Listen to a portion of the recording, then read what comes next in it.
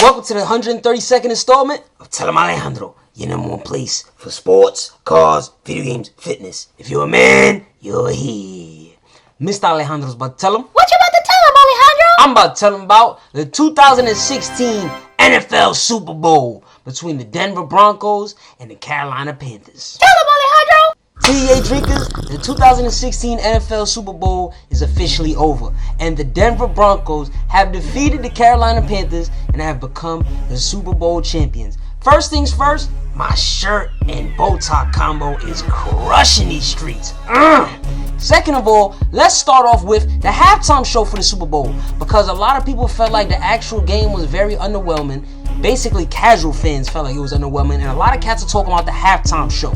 I'm specifically going to talk about Beyoncé. There's mad controversy, believe it or not, with Beyoncé's performance at the Super Bowl, and I don't see why. All Mr. Alejandro saw was some fishnets and some junk in the trunk. So shout out to Beyoncé. Shout out! If you haven't seen my predictions episode, then you already know my prediction is completely off. But if you watch Em Alejandro on the reg, then you already know your boy Mr. Alejandro is currently 0 for 3 with predicting the Super Bowl. So if you got bread on the Super Bowl next year, make sure you just pick the other team that Mr. Alejandro thinks will win. And you're probably going to improve your chances of getting this bread. Now, let's talk about the actual game. I'm going to start off with my mans. He's a super goon. His name is Von Miller. First things first, if you're wondering, has he ever got in trouble for sparking up? Of course he has. Second of all, let's talk about the beastie game he had against my man's Killa Cam Newton.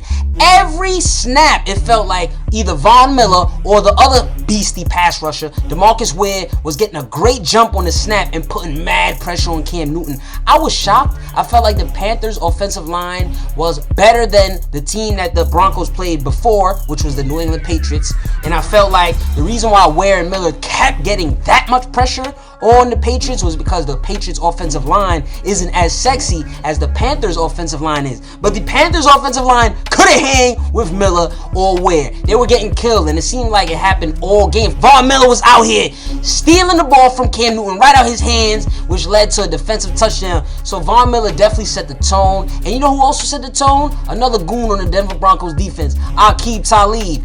I personally felt like he made some aggressive moves in this game. That's all. I'm gonna just leave it at that. I don't want to get in trouble. One thing that's worth mentioning about Von Miller and his great performance, his Super Bowl MVP worthy performance, was the fact that in 2011, Von Miller was the second pick in the NFL draft, and in 2011, the first pick of the NFL draft was Cam Newton. So we had the number 1 pick going against the number 2 pick, and the number 2 pick won. Ain't that something? I want to show a little bit of love to my man's DeMarcus Ware, because he used to play for the Dallas Cowboys, and DeMarcus Ware went through a lot, but now he's a Super Bowl champion. I remember when the Cowboys was stinking, a lot of cats was wondering what's going on with Ware. Is he getting old? But he continued to play at a high level. He got up out of Dallas, and now he's on a good team. He's a champ. Shout out to my man's DeMarcus Ware. Shout out! And I also got to give a shout out to Wade Phillips. For those of y'all who don't know, your boy Mr. Alejandro is a Giants fan. So with that being said, Ware and Phillips are formerly associated with the Dallas Cowboys, rivals to the Giants. With that being said, I used to have to see Ware and Phillips mad times throughout the regular season. Now to see them on another team and they're successful, that's kind of a cool look, because it's like we had our battles back in the day, you feel me? And now they out here flexing and finessing. I can appreciate that. I want to show some love to the head coach for the Denver Broncos, Gary Kubiak, because of the fact that he's currently a Super Bowl champion. When Kubiak got the job, I didn't believe in him. I felt like he was a bum. I felt like the Broncos should have stuck with John Fox, which was the head coach prior to Gary Kubiak. But they proved me wrong. Now y'all know we got to talk about Peyton Manning, aka the Cyborg. This could be the future Hall of Famer's final game in the NFL. It is his 200th career victory, most all time, and now he's a 2-time Super Bowl champion. This is a good look, and I feel like Peyton Manning needed this win for his legacy. I feel like a lot of cats would have been like, yeah, Peyton can't win the big one, blah, blah, blah, blah, blah. Peyton's basura, blah, blah, blah, blah, blah. And now you can't really say that about Peyton, because Peyton has 2 championships, and this championship in particular is a championship that he won in a way that he did not win the last Super Bowl or did not get to any other Super Bowl playing the way that he did this season. This was probably his worst year of all time. This year, he had to really change his game because of his health, because he's old, because he's a geezer, because he's an old fart. And he can't do some of the things that he was able to do back in the day when he was a little younger and sexier, you feel me? So now, basically, he has to be a game manager. He has to make sure all he got to do is not mess up the game for his teammates, you understand? His goons is going to do everything possible to put him in a position to win. All he got to do, basically, is take the key, put it in the hole, twist it. Sometimes it could be harder than it actually is, but Peyton managed to just take the key, put it in the hole, and twist it, and now Peyton is a 2-time Super Bowl winning quarterback. All night, Peyton Manning's throws, in my opinion, looked awful, and you can see the emphasis on his face. He puts all his might, he's like this, all his might is in them throws, and them balls ain't going nowhere. If you ask me, this is definitely his final game.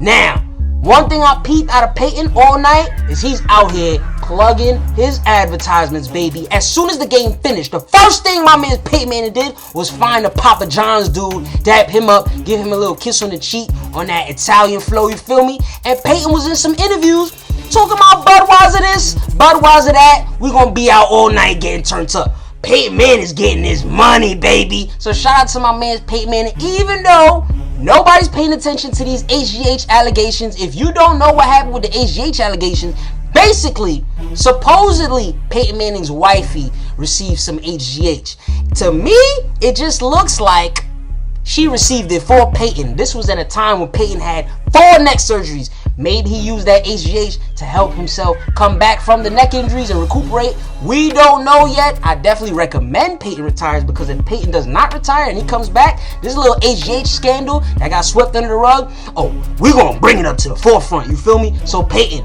go out on top, win this chip, be happy, my G. We got a few honorable mentions for the Denver Broncos, the winning team, the Super Bowl champions. We got to give a shout out to C.J. Anderson, beastie running back. Had a solid year towards the end of the season, and definitely held things down in the playoffs, especially in this game. So shout out to C.J. Anderson. Shout out! We got to give a shout out to Chris Harris Jr. Chris Harris Jr. is a beastie corner, one of the best cornerbacks in the NFL. When I did my top 5 cornerbacks for last season, a lot of TEA drinkers was like, yo, why you ain't put Chris Harris Jr. on the list? I was like, word, y'all want Chris Harris Jr.?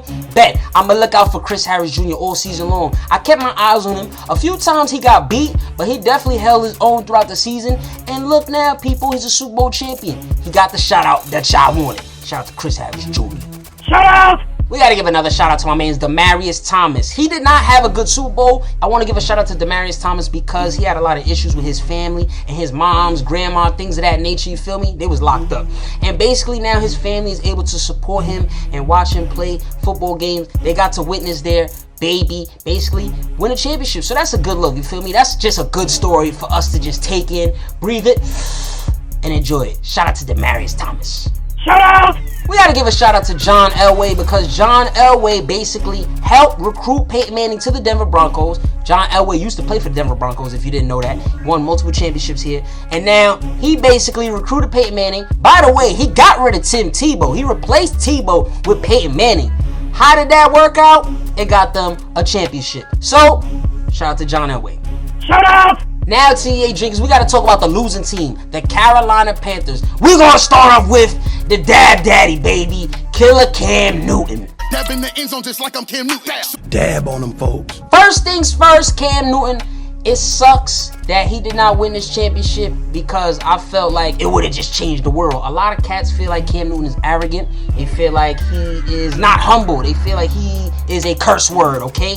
It rhymes with pole, and there's a word before that. And a lot of people felt happy when they saw Cam Newton lose the Super Bowl. I didn't mind that he lost. But what I want to talk about is his press conference after the game. Because after the game, a lot of cats were upset with Cam Newton because they felt like he brushed the media off, this, that, and the third. I'm going to break down to you what happened. He's doing his interview. He's giving them one-word answers. He's not really into the interview because he just lost the Super Bowl and he's a sore loser. He's an admitted sore loser. You feel me?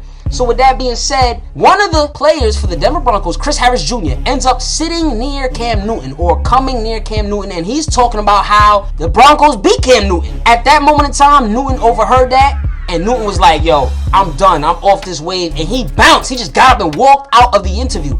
A lot of cats are mad at Cam for that. They feel like he should have stayed there, rolled with the punches, did his pull-ups, dips, and crunches and all that. But he didn't. He bounced. The following day, Killa Cam came through and he spoke to the media and he basically said similar things he said the day before. Yeah, I'm a sore loser. I don't like losing. Da-da-da-da-da. People want this. People want that. I'm not going to show no level of contrition. Whatever. Me personally, I don't mind none of this hoopla, none of this garbage that's going on with Cam in the media. I feel like it's being blown out of proportion. At the end of the day, I just care about what Cam is doing on the field. And all season long, cats was complaining about Cam dabbing and celebrating too much. And I would always say, stop crying, stop complaining about Cam celebrating and being happy because he made a big time play. If you don't like that Cam is out here dancing and stuff, stop Cam from scoring, you feel me? Stop him from performing well. And ultimately, that's what the Denver Broncos did. They put up a good defensive game plan against Cam. They made Cam struggle and they stopped him. So now, the Broncos, y'all could dab, y'all could taunt and enjoy yourselves all y'all want. I don't mind because y'all did what nobody else in the league could do, and that was stop Cam Newton. That little loss the Panthers suffered from the Falcons earlier this season, that don't count. The Falcons are Basuda. Where are they? Did they make it to the Super Bowl? No, they didn't. They didn't even make the playoffs. But this loss against the Broncos, this is a big loss. So Broncos, y'all can celebrate. I also want to talk about a certain play with Cam Newton. Basically, it was the fourth quarter. The Panthers were down 6, and there was a fumble. Cam Newton fumbled the ball. And you can definitely see that Cam Newton did not dive for the loose ball. A lot of cats are mad at Cam for that. Me personally, TA drinkers, I am a little bit upset with the no dive. Why? Because after the game, Cam Newton spoke about the no dive, and it sounded like he made a business decision. It sounded like he looked at the ball, he saw that he could possibly get hurt, and he was like, nah, I don't want to hop in there. Prior to Cam's response to the media on that play, I felt like Cam didn't make a business decision. I felt like Cam would never do such a thing. I feel like Cam wants to win, you feel me? I would never question whether this man wants to win. He really cares. But I must say, I'm definitely upset that he didn't dive for that ball, because it's kind of like, it's a reflex. You see that ball, you know it's the Super Bowl, you know it's late in the game, you know your team is down one possession, naturally you just flying in there. TA drinkers, I'm a Cam Newton fan. I can't give y'all an excuse as to why he ain't dive for that ball. I really can't. And ultimately, Cam is going to have to look at his teammates, his coaches, things of that nature, explain to them why he ain't dive for the ball. He don't got to talk to us. He don't got to talk to the media, nothing like that, because he don't owe us nothing. You feel me? But he's probably going to have to talk to them cats and let them know why he ain't dive for that ball, because I feel like Cam could have dove for that ball.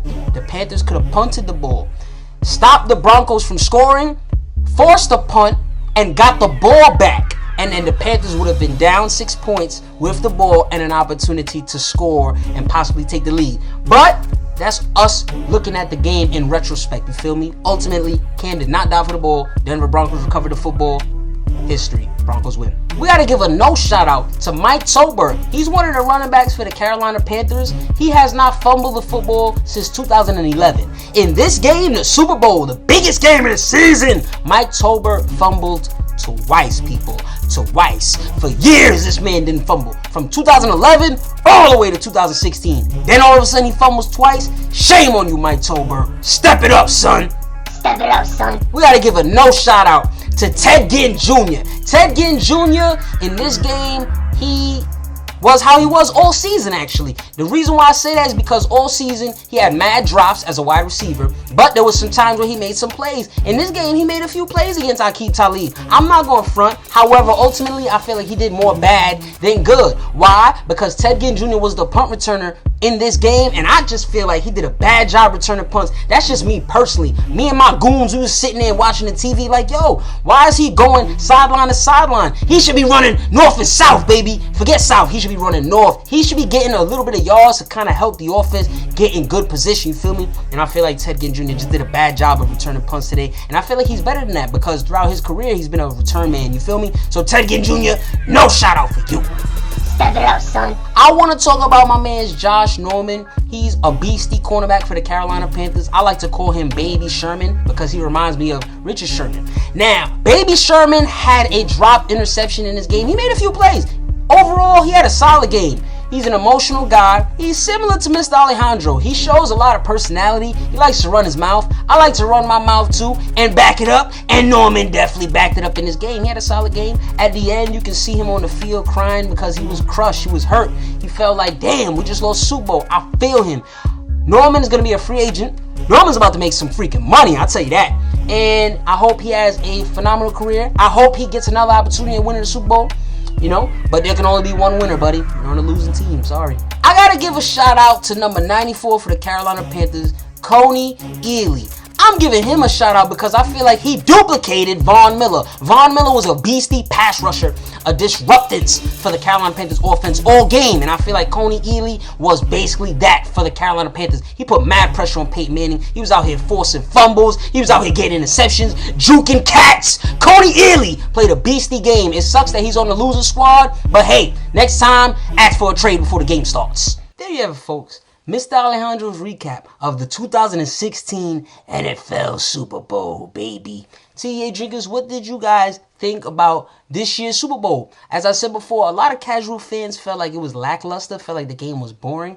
Me personally, I love the game. The game was sexy in my eyes, especially the halftime show. Was y'all feeling the game? Did y'all think it was whack? Who did y'all think would win this game? Was your prediction correct? Was it wrong? Did you win money? Did you lose money? How do you think about the entire NFL season? TA drinkers, tell them in the comments. Tell them.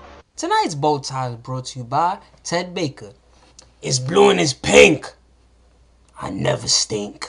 Tune in for more sports, cars, video games, fitness, and all that. Follow at Em Alejandro to hear my immediate reaction to live sports events. Or if you want to hear me cover a certain team or topic, tell them. TEA drinkers, y'all already know what time it is. It's time to turn up. It's the end of the season, and I gotta put some energy back in y'all system. Y'all feel me? Cause y'all out here sleeping cause y'all think the season's over. It's just getting started. Let's go, baby. I said Von Miller is Batman. He got the kryptonite for Superman. Von Miller, Batman. He got the kryptonite for Superman. The Broncos are very glad. No more dad, no more dad. Broncos are very glad. No more dad, no more dad. Peyton Manning really is great. HGH, HGH. Peyton Manning really is great. HGH, HGH. Tell him, Alejandro. Tell him, Alejandro. Woo! Tell him, Alejandro. Tell him, Alejandro. T-E-A. We don't play. Nah, T-E-A. We don't play. Woo!